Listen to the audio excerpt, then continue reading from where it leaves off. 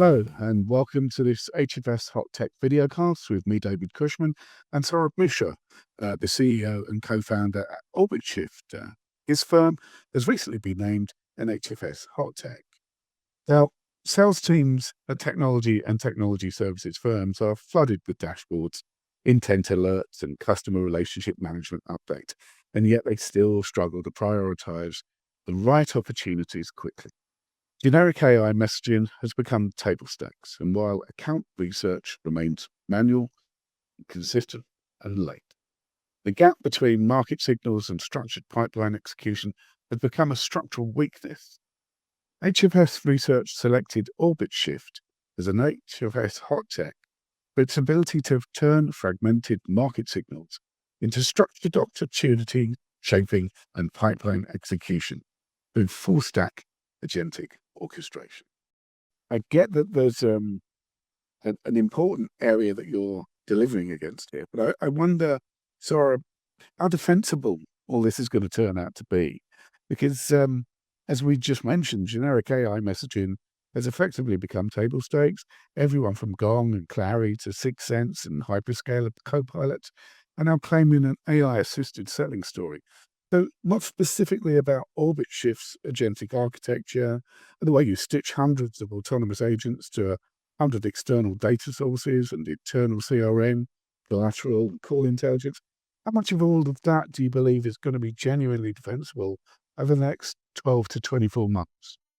First of all, David, thank you for having me today in the conversation. I think what you're asking is a great question, especially with the AI products flooding in the markets. First of all, it's very important to understand that we are not a generic sales AI to everyone.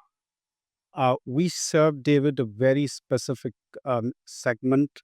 Our clients are the salespeople who are selling to the enterprises in the upper end of the mid-market, which means that every interactions, needs to meet a certain bar. Every action is actually well calibrated to make sure that the salesperson is managing the deal shaping process very well.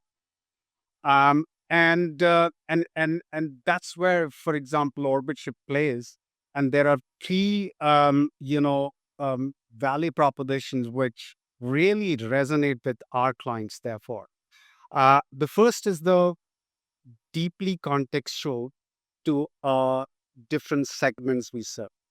So when we serve, say, an IT provider, our models are pre-trained on the nature of work an IT provider does, the types of deals, which they do, the decision-making process, at their, the customer end.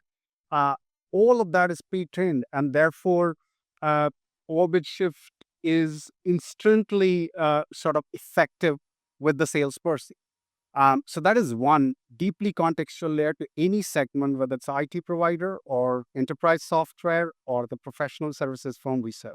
The second unique value proposition for us is the very intuitive user experience.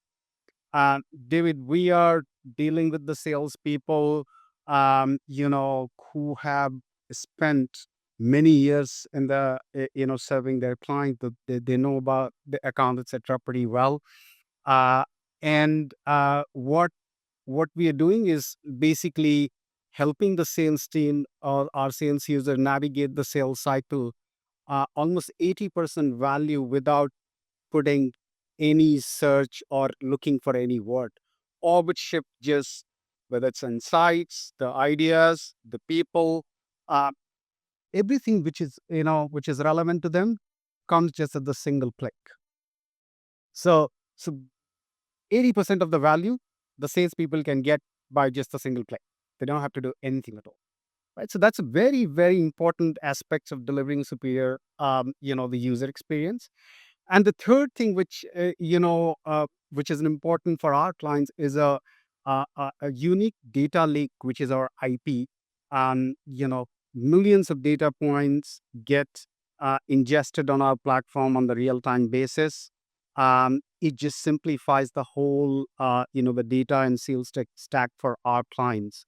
But more importantly, given sales is all about the external orientation, you know, everything just becomes, very easy from the signaling point of view to the sales team. So those are the three things which, in my view, are not easily replicable, David, despite AI facilitating faster product development. Understood. Okay, let's talk about the impact of what you're doing a little bit. Your customers are describing real outcomes. Uh, Meridius cited 200 million in influence pipeline. I think Tech Mahindra were reporting a 40 to 50% drop in cold outreach with 2 to 3 times better engagement. But the onus is still on the seller to turn surface signals into a differentiated value proposition and actually make the sale. Where does OrbitShift draw the line today between what your agents own and end to end across accounts, marketing, knowledge, RFPs? Where does the human seller have to take over, and how is that line moving as the platform matures? As you mentioned, a couple of anecdotes, some of the clients here which spoken with. Look, we are extremely proud to position ourselves as a platform which not only delivers the enablement, but for us, that's a table stakes. OrbitShift means the impact in terms of the pipeline and the deal wins, right? And that's that's what you heard from our clients as well. Um, what is important to note, what David I described earlier as well, um, we are serving the users who are actually deeply invested in the accounts. They're dealing with a few hundred Ks of deals, if not millions of dollars deal. And therefore, our proposition to them is very simple. We have both assistive agents as well as autonomous agents.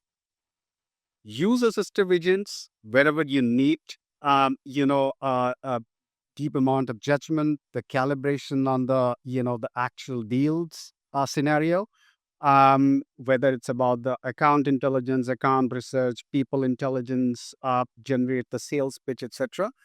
But at the same time, we give you choice to deploy autonomous agents which can take care of end-to-end process. So we have agents, for example, which can automatically update your account logs. You don't have to do anything on that front. Second, for example, there are I serve 5 customers. There is a new proposition which I want to reach out to and sound some of my clients out.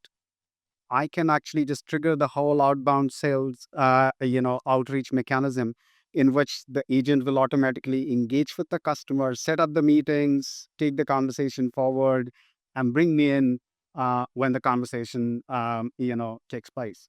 So for us, given the nature of the client we serve, it is, a balance between the assistive and the autonomous agents. Okay, so let's talk a little bit about the future.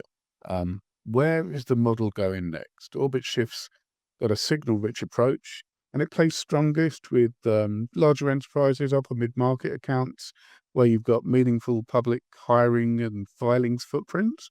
How are you thinking about extending into segments where there's less information available, less external signals available to you?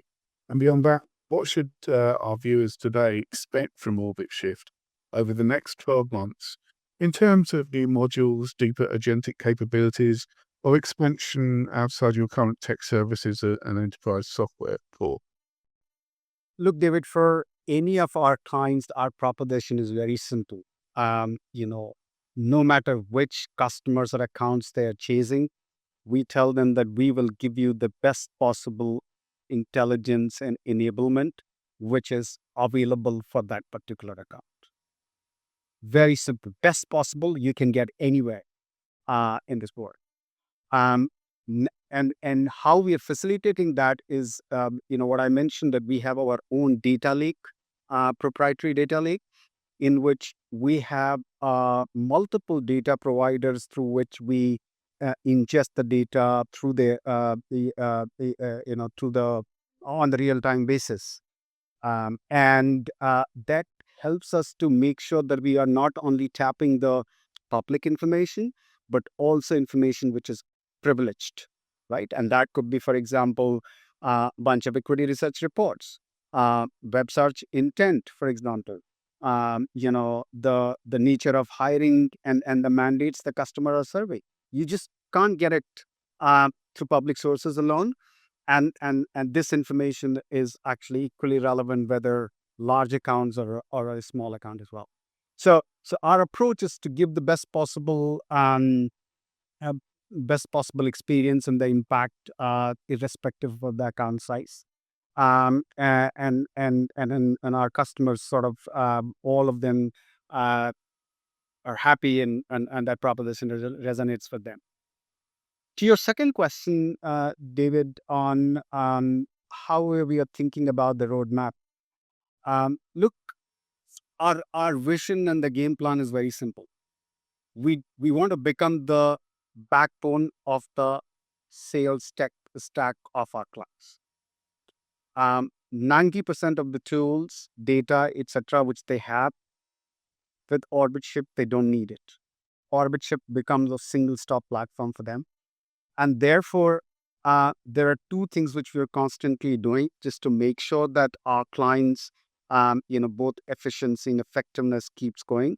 One is we are expanding the ambit of the sales process coverage, right? So, for example, RFP, RFI process, the automation is an important element for many of clients. OrbitShift has a very AI native agents, right, which take the RFPs and generate the 60% version ready in 10 minutes, right? So we are constantly expanding the use cases for us. The second thing we are doing, David, is also we autonomous agents as our users become more and more comfortable. Uh, build more and more autonomous agents with a very selective, the scope which our clients are comfortable. And third is also just the ability to build the custom agents, right? So we are actually collaborating with the clients and started collaborating with some of the large clients where we are saying that, look, we'll give you the OrbitShift platform, but we'll also build custom agents for you to make sure that you're developing your own IP and not compromising with the experience with which your sales team is sort of has been living since last few decades or few years.